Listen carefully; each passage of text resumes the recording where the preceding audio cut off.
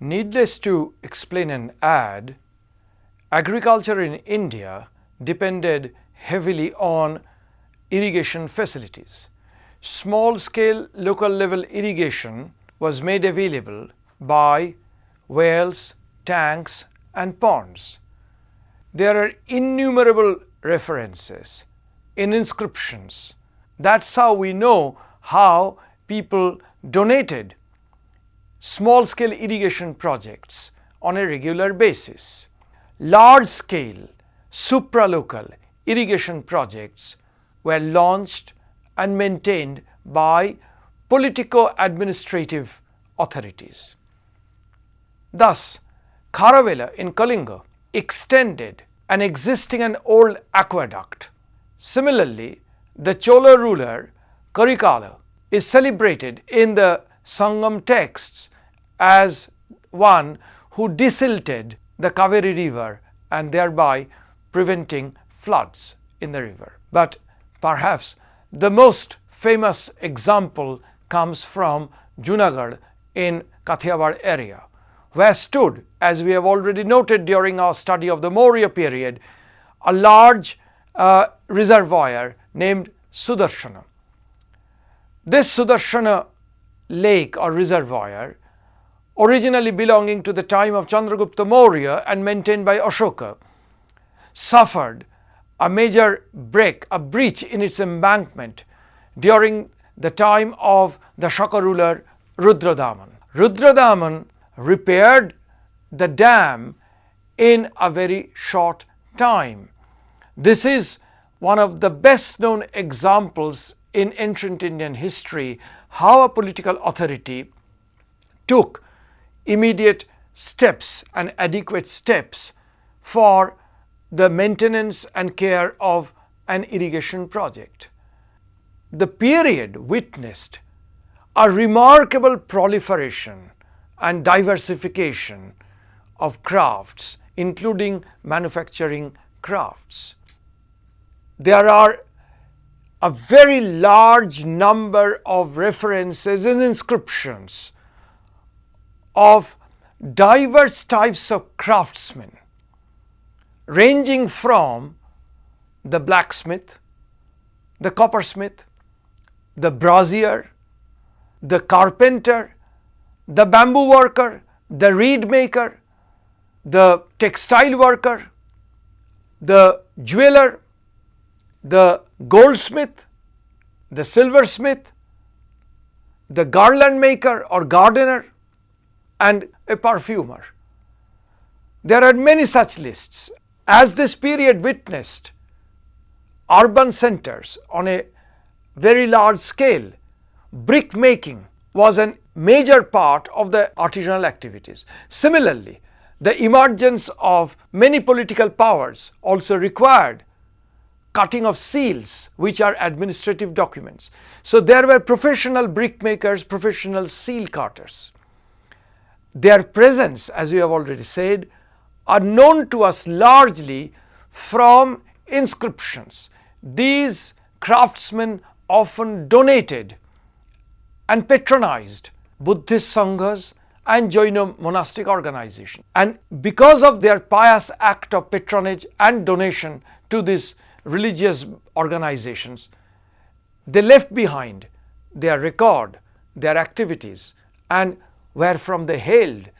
Closely related to the diversity of craftsmen and craftwise activities, the Jataka stories, the Dharmashastra literature are replete with references to organizations, professional bodies of these craftsmen.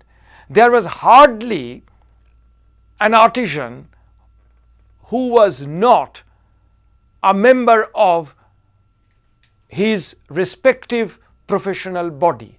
These professional bodies figure in literary sources and in inscriptions as Shreni or Seni, Gana, Sangha, Puga, Nikaya.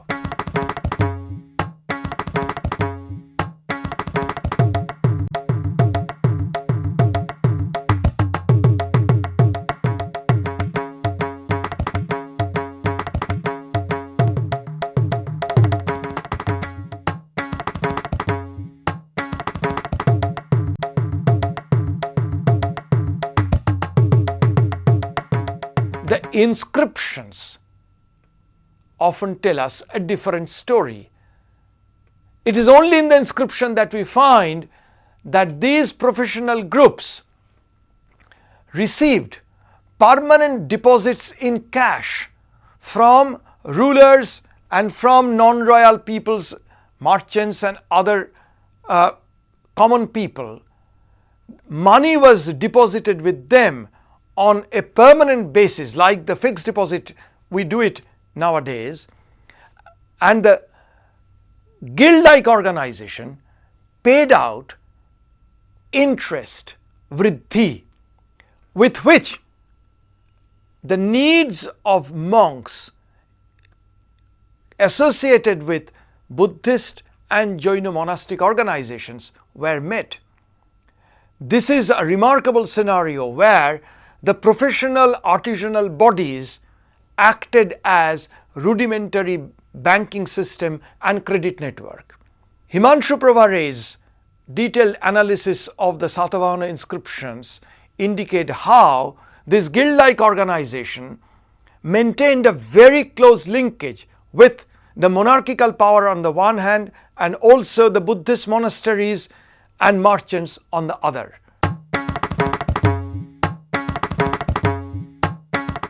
In this period, one of the best known craft activity was that of textiles. Textiles, both of very fine cloth, the muslin of Bengal, the very fine textiles from the Tamilakam area were there, along with the relatively coarse cotton cloth produced at the central Deccan area of Paitan and Ter or Tagara. Similarly, Ujjaini and Varanasi were also very famous textile production center. Now, from the study of the diverse types of crafts and artisanal activities, we can take a look at commerce, another vital ingredient of economy and a vital aspect of the non-agricultural sector of the economy. Looking at the Buddhist Jataka tales and other literary sources, we frequently come across the Banik, the Vaidehaka. The two terms mean a trader in general. There was a very specific type of merchant, the Caravan merchant or the leader of the Caravan merchants. He is known in our times, both in inscriptions and in texts, as the Sarthabaha. The Sarthabaha often figures in the textual descriptions as going from the eastern frontier to the western frontier, along with a very large caravan of wagons that carried commodities. But the most important type of merchants in this period is the Shreshti, in Pali text as Sethi, out of which comes our present day Seth. The Shreshti or the Sethi in the Pali Jatakas invariably appear as a fabulously rich merchant. The Sethi emerges into prominence from perhaps an earlier background. This is suggested by Ivo Pfizer, who made a detailed study of the Sethi in the Jatakas. Possibly, the Sethi emerged from the very rich landholding group called Gahapatis in the Buddhist text. Such Gahapatis began to invest a part of their wealth with businessmen, merchants, that is playing the role of an investor. They did not take to trading, and therefore from the Gahapatis emerged the Sethi Gahapati. From the Sethi Gahapatis actually then came out the Sethis, who played the role of investors, money merchant, and therefore fabulously rich. Apart from being a very rich merchant himself, the Sethi figures repeatedly in the Buddhist Jatakas as visiting the royal court thrice a day, yet he was not a salaried official of the ruler. Why did he go? It is suggested that the Setti visits the royal court as the representative of the mercantile community. That adds to the prestige of the Setti. From China, an overland route ran right up to the eastern Mediterranean ports. This is known to us as the Silk Road or different routes of the Silk Road. From Dunhuang or Tunhuang in China, the route came up to Taklamakan Desert, the dreaded Taklamakan Desert, and the two diversions of this route met at the point of Kashgar, where they could procure silk, the most coveted item in the Roman Empire. From here, the route ran to the very major important trade center in Afghanistan, Bactra. From Bactra to Kabul. From Kabul, the route went into Iran, into Iraq, from there into Syria and Jordan. Finally, it reached the eastern Mediterranean port of Antioch. With the coming of the Kushanas, considerable number of commodities became diverted from Kabul into the region of Peshawar Taxila, and it entered the plains of Punjab. From there, the route took it through Rajasthan and also Malwa into Gujarat, where stood the major port of Barugaza. From Barugaza or Barbaricum, standing at the mouth of the river Indus, ships used to sail towards the great Egyptian port Alexandria. Egypt has come under the occupation of the Roman Empire. That led to the opening up of the Red Sea network. In the Red Sea network stood two very major ports, one Myos Hormuz, and to the south of Myos Hormuz, the great port of Berenike. Both the ports have been excavated, yielding remains of many products of Indian origin. We'll come to this very soon. There is another major geographical factor that led to the burgeoning of the maritime commerce. Texts written in Greek and Latin by authors like Strabo, Pliny, Ptolemy, and particularly the anonymous author of the Periplus of the Erythraean Sea tell us that the utilization of the Etesian or Hippolus wind, by which they meant the southwestern monsoon wind, ships could easily sail not along the coast but what is called a high sea voyage, the blue water voyage, from the Red Sea port to Aden. From Aden, they took the advantage of the southwest monsoon and went across the Arabian Sea to reach ports on the western seaboard of India. There is a remarkable volume of growth of long distance seaborne commerce in this period, never seen like that before late 1st century BC, early 1st century AD. Let us take a close look at the ports that dotted the coasts on both sides of India. We begin our survey with a port Barbaricum at the mouth of the river Indus. Next came Barugaza, we have already said, Bhrigukochar Broch, perhaps the most important port in the western part of India. After this, in the Konkan coast, where ports like Suppara, that is Sopara, a northern suburb of Mumbai, Kalyana, once again another suburb of Mumbai, and Simulla or Chaul to the south of Mumbai. Then we go further south down, past the southern Konkan coast and Karavar Point, and in Malabar, the Periplus of the Erythraean Sea speaks of Nitra and then the great port of Muziris, known also as Muchiripattanam in the Tamil Sangam texts. Fortunately for us, the exact location of the port of Muziris is now beyond any doubt with the recent ongoing archaeological excavation at Pattanam in Malabar area in Kerala. From Muziris, we go to eastern seaboard of India, where we find also a cluster of ports starting from Alaganakulam in the Vaigai Delta. Then we have the port like Korkai, also under the Pandyan area. To the north of Korkai stood the celebrated port of Kaviripattinam or Kaviripumpattinam, in Tamil texts known as Khaberos Emporium in Ptolemy's geography.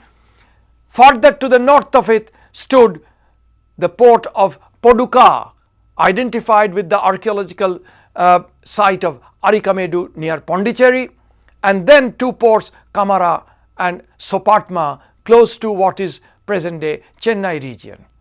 In the Andhra coast, there were two ports, Ghantakashala in Indian sources and Kontakasulla, mentioned by Periplus and Ptolemy's geography. And with that, there was also a port called Alasugne. The Greek texts specifically mention in the Andhra coast an aphaterion, or a point of departure of ships bound for Chrysochora and Chrysochersonesus. The term Chrysochora, Chrysochersonesus stand for Subarno Bhumi and Subarno Deepa, that is mainland Southeast Asia and maritime Southeast Asia. Further to the north stands the Gangetic Delta, the largest delta in the world. There stood two major ports, Tamalites of Ptolemy, that is Tamralipta, what is present the Tamluk in Midnapur district of West Bengal, and a very major port of Gange. Gange is difficult to locate, but most scholars would consider the well-known archaeological site of Chandraketugad to the north of present Kolkata is possibly the same as Gange. So we can see the entire coastline from the Indus Delta to the Ganga Delta were dotted with numerous ports. Some ports of outstanding significance like Barbaricum, like Barugaza, like Muziris, like Kaviripattinam, and then Tamralipta. These were ports of outstanding significance. How did the merchants sail in long distance overseas network is revealed to us by a remarkable loan contract document written on a papyrus and now preserved in a museum in Vienna. This document, written in Greek of middle of the 2nd century AD, tells us that a ship named Hermopolen was lying at anchor at the port of Muziris, onto which 6 types of extremely precious costly commodities were loaded. From there, the ship would possibly reach either the port of Berenike or Myos Hormuz on the Red Sea. From there, commodities will be taken out of the ship and loaded on the backs of camel. The camels would take it to the very well-known riverine port of Coptus on the river Nile. From there, the river boats plying on the river Nile would take the commodities to Alexandria, where all these imported commodities from India would be entered into the official Roman imperial warehouse at Alexandria, and a 25% duty is imposed on these import commodities. What are these commodities of trade? We find that, as we have mentioned, textiles, particularly muslin from Bengal, also the coveted fine textiles from South India. Similarly, coarse cotton cloth from central Deccan were also shipped out from Barugaza. Spices. Spices were a major coveted item in the Roman world, and the most important spice was the black pepper from Malabar. There are graphic descriptions in Tamil literature how Yavana ships or Greco-Roman ships came to visit the port of Muziris laden with gold coins and took back in return voyage sacks of black pepper. That's why Romila Thapar very aptly called the black pepper as the black gold of India. Along with that, there was a regular demand for various types of gems and precious stones like diamond, like pearls. From the Mediterranean side came a large number of gold coins. This is the best index that Roman Empire had a regular trade with India. With these, we can understand the remarkable spread of network of communication and trade, both by overland and overseas scenario. The impact of the major changes in economic life had a great impact on another aspect of material life, the spread of urban centers. Urban centers, Nagara, Pura, had already become familiar in the Ganga Valley and in North Indian plains during the time of the Buddha, that is between 600 BC and 300 BC. We also knew about major cities during the Mauryan period. Pataliputra, Takshashila are prime examples of this. The period from 200 BC and 300 AD shows the maximum spread, the zenith of urbanization, urban centers of early historical times. A process that began in 600 BC culminated and reached its zenith during these 500 years. Even if we say only in brief outline the principal cities in the subcontinent during these 500 years, we can see how the numbers have proliferated. In the northwest frontier area, we have two cities like Taxila and Pushkalavati. Then in the Punjab area, a city like Sagala or Sialkot region. Then the usual string of cities in the Ganga Valley like Aichhatra, Kaushambi, Varanasi, Pataliputra, Champa. And then we find now for the first time the area of Bengal experiences the impact of urbanization. The earliest of cities in Bengal is found in Pundranagara in the area of Mahasthan, now in Bangladesh. But there were also other sites like Bangar in the Dinajpur area of West Bengal, then the area of Kotasur in Birbhum, the city of Mangalkot in and around Bardwan area, then in the close to the coast, Chandraketugad, a very large urban center, Tamralipta, a port town. What is very interesting, it is in the post-Maurya period, for the first time, Kalinga experiences urban centers in the form of the huge urban site, excavated site at Shishupalgarh. If we go slightly inland now, Adam in Maharashtra and Kaundinyapur in the region of Vidarbha, Berar, also comes under the impact of urbanization. Similarly, in the western part of Maharashtra, Nasik, Govardhan of ancient times is another major urban center. Ujjaini, one of the greatest urban centers of this time, standing in the western part of Malwa. In the peninsular part, we find a remarkable spread of urban centers. We did not see any urban center during the time of the Mauryas in the peninsular India. Now we have Dhanyakataka in eastern Deccan. In the western part of the Deccan, particularly in Karnataka, stood the site of Sannathi in the Gulbarga district. And then we have already indicated how a port town now emerges in our understanding from the excavation at Pattanam, the site, the port town of Muziris.